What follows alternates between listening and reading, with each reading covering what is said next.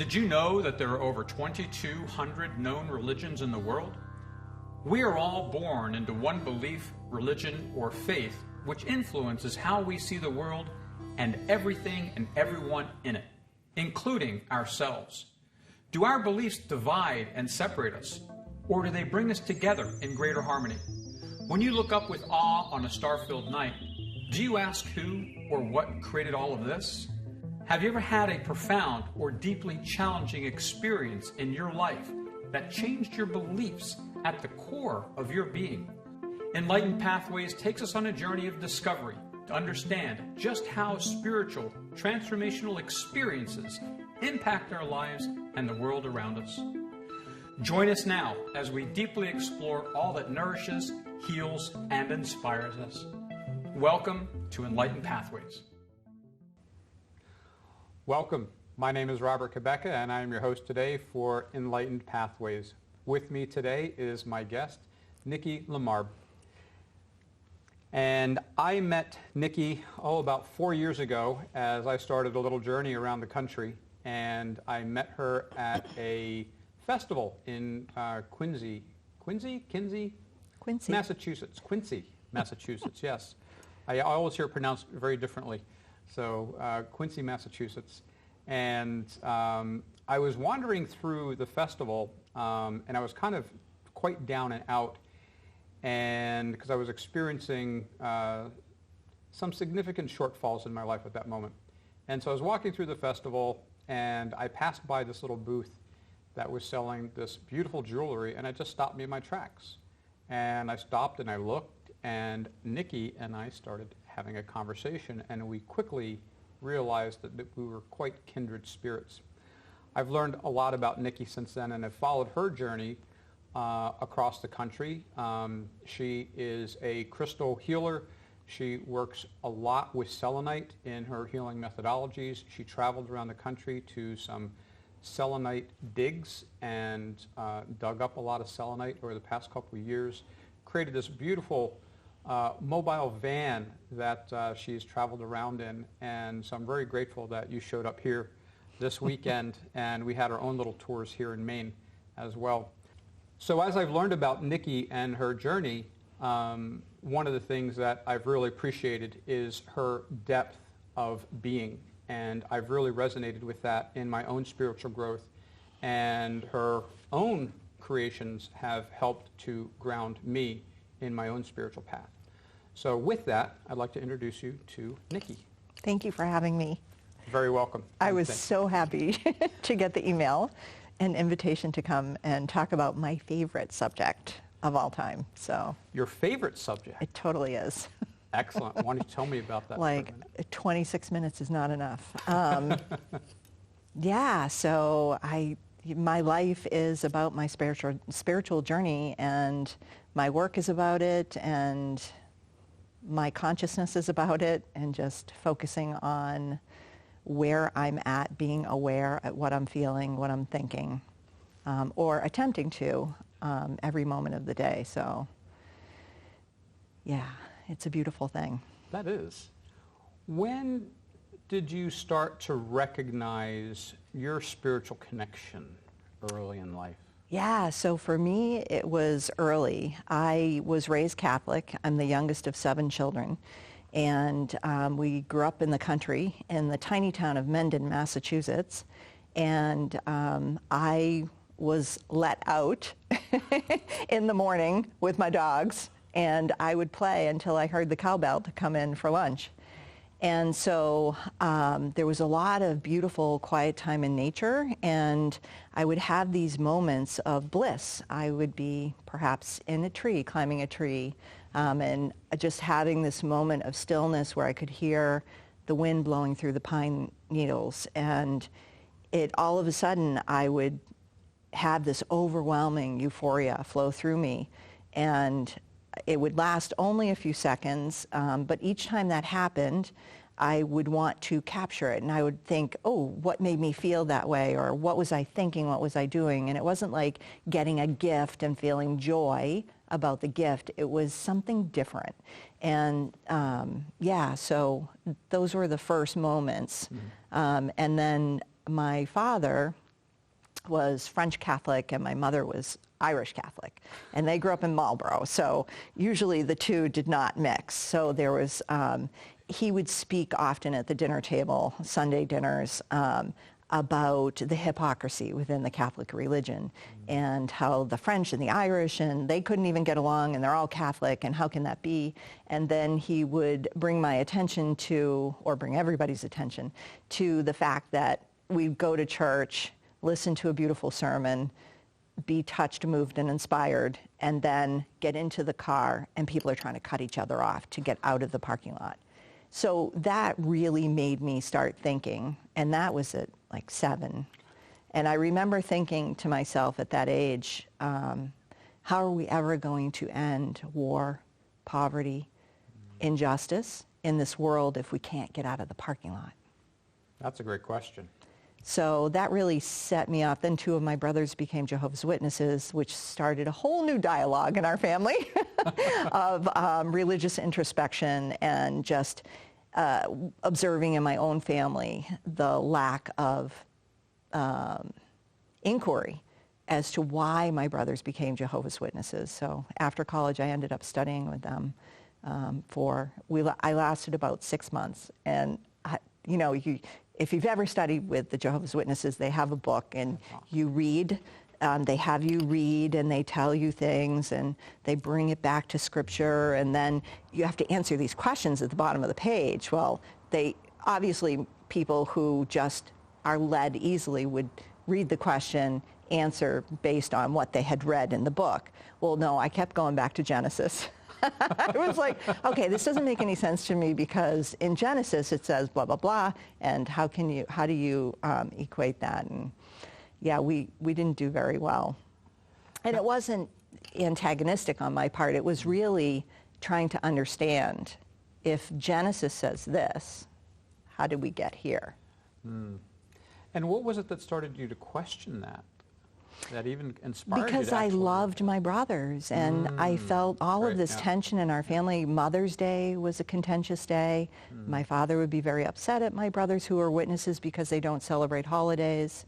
How could you do that to your mother? And so just trying to understand, always going back to how can we love each other more? And that's what Christ's teachings were about to me. It seems very simple. Do unto others as you would have done unto yourself. And I think, if people just stop and take a minute to think instead of being led by the dialogue, especially nowadays, it's been a challenge. But one of the funniest things that happened to me was I was 14 and I walked into the kitchen. It was after school, and there my older brother Ed was the first to become a witness, and then the next in line from me was my brother Richard. He's 4 years older than I. And they were talking about, they got really quiet when I walked into the kitchen. I was like, hey, what's going on? What are you talking about? I could feel the energy shift. And they said, oh, we're talking about the Bible, but, I was like, oh, okay. And so you could see the gleam in Ed's eye, like he wanted to tell me. He's like, but you can't tell Mom, because you're at that impressionable age, right? I'm like, oh, I won't say anything. So he starts telling me about Armageddon and Revelations, which is some heavy duty stuff. So here I am listening to all of this. My eyes are getting wider and wider. Like, oh my goodness, this is, the good angels are going to come down to heaven, from heaven, and help or get rid of the bad angels, and there's going to be this big battle. And all I could think of was, I want to help the good angels. Like, that's all. I became like obsessed. Like, how can I help? Instead of being fearful that I'm going to be destroyed because I'm not a Jehovah's Witness. I was just like, oh no, I want to help. I want to help. But so it's just interesting that, and then as I grew older from there, so I was about 14 then, I just didn't, I was like, if you believe in, if it's a vengeful God, yeah, I'll take death over that. Like, I was just like, I don't want to do, and it was just so counter against my nature. It didn't make any sense to me. You either believe in love or you believe in fear. The two don't, they're polar opposites in my brain and way of understanding.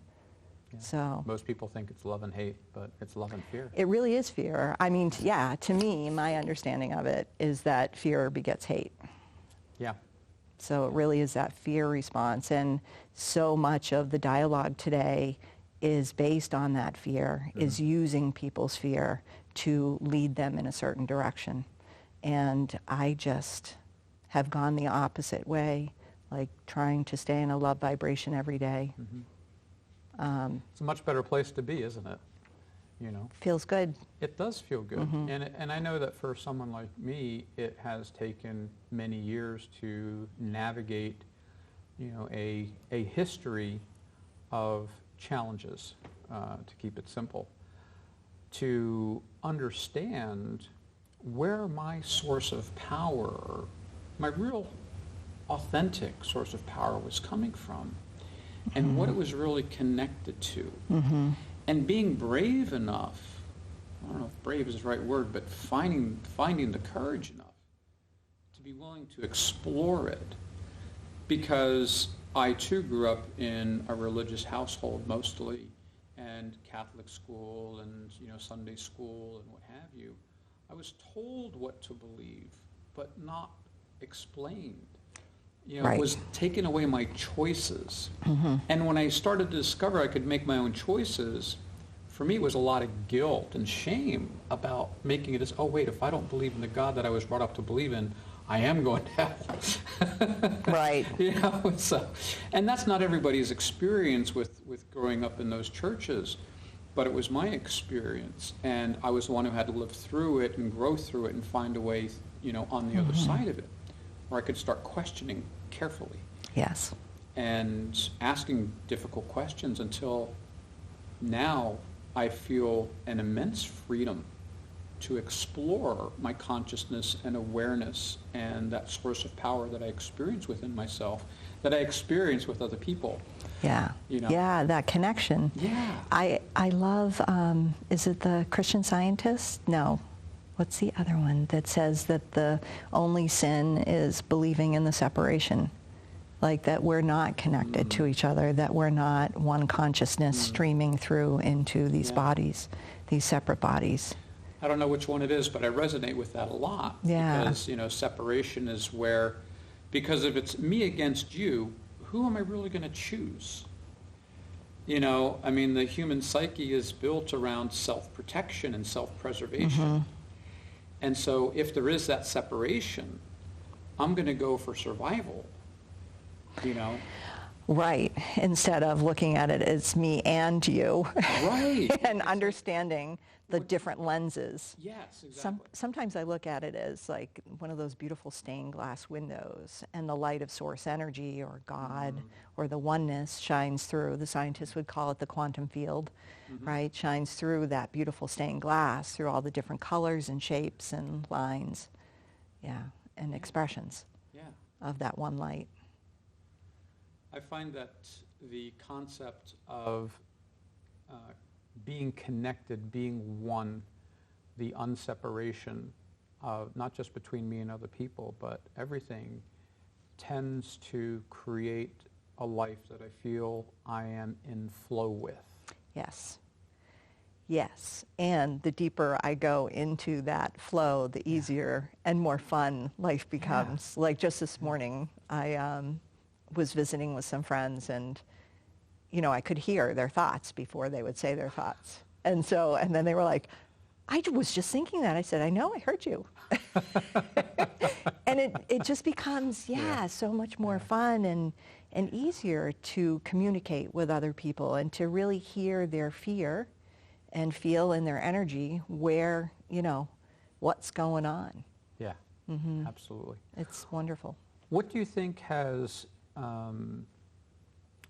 been helpful for you over the past few years? You know, we've been through COVID, we've been through some interesting things on this planet over the past few years, and that I have found challenging to reconcile with my own concept of unity and wholeness and unconditional love and acceptance and participation.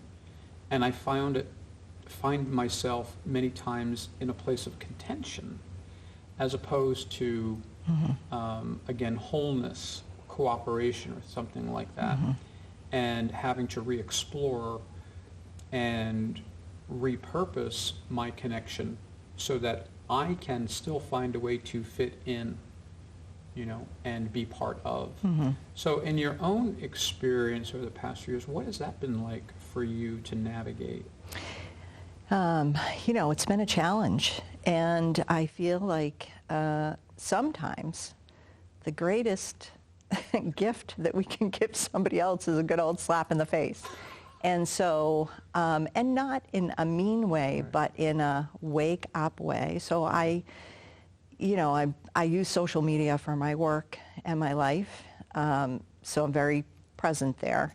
And I have given myself permission to unfollow, block, delete people that are very stuck in the mud about this is the way I'm going to look at the world, and I'm not listening to anybody else or anything else, and I'm being rude and demeaning and cruel. And so how do you deal with that in a balanced way? I'm not going to enable those people by continuing to keep them on my social media. And some people are like, oh, that's so mean. But in a way, it's taking a stand. And it's saying, no, there's a better way. There's a better way to communicate. And I am open 24/7 to have any conversation with any person, always. But, forgiveness comes with the asking and apology. There's a two-way, and you can't just, I won't ruin my own vibration, energy, sense of peace and centeredness by having discussions and conflicts with. And I feel like that's okay. That it kind of, when we walk away, a good friend of mine told me the other day, he said, I realized that a certain friend had unfriended me. And he said, I asked her, have I been too much on the deep end? And she was like, yeah, like you kind of have. And so that was that proverbial slap in the face. It got his attention to really stop and say, I may want to rethink this. Like, what's more important to you? Loving human beings or being right? And I feel like love is the answer. If we could just go back to that and be committed to peace and conversation,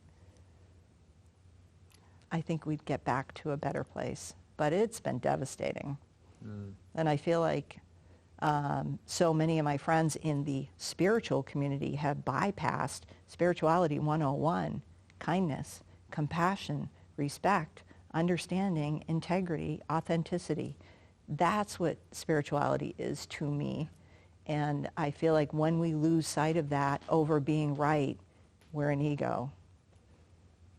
And it does get difficult at times for me to hear people who profess to have embraced a certain belief system, a certain popular religion or what have you, that is supposed to be quite loving and accepting in an unconditional way, and yet their behavior is everything but. Exactly. And so it's like, well, wait a minute, how do I put this and this together? How do I make sense of this? How do I not say that I don't believe you because you're being two-faced about it? It's, again, the hypocrisy. It's a hypocrisy. And if you could just live the Beatitudes for one day, and I told my Jehovah's Witness brothers, I said, listen, you think all the Catholics are going to hell. The Catholics think other people are going to hell. And I'm like, if you all could just follow Christ's teachings and live the Beatitudes for one day, then come and talk to me about, how you're going to be saved and I'm not. Like, and if a God is going to be like that, then sign me off. Like, I don't want to participate in that. Like, it just feels so counter, like, it doesn't make any sense to me. Well, it's interesting because, you and I have a similar concept in the construct of how, our human psyche works and how we engage in reality, where we hold a belief and that belief is designed to inspire us to act in a certain way. Exactly. Yeah. However, if I say that I'm unconditionally loving, but my actions are not, where is that disconnect? And what is it that's going on inside me or a person that's able to justify that disconnect? Because I am of the belief that that there's a positive intention for everything. Totally. So even if I'm lying, there's a positive intention. If I'm deluding myself, there's a positive intention behind it, in some way, even though I'm not aware of it. But what is it that makes that happen? So I'm always curious how to unravel that so that I find myself able to, what's the word I want to use? That I find myself able to distinguish whether or not I'm actually walking my talk. I told a good friend once, I said, Frank, I will always love you. I may not like you, but I will always love you. Yeah, it's okay. So in that unconditional love, I completely, have love, compassion, and understanding. Yeah. I may not choose to be in the presence of the other. We've got just a few minutes left. The time flew by, right? Told you.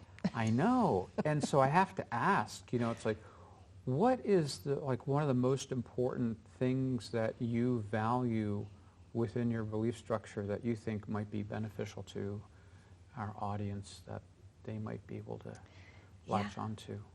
It's just I feel like making peace a priority, like just, making inner peace a priority, taking that deep breath, giving yourself a couple of seconds.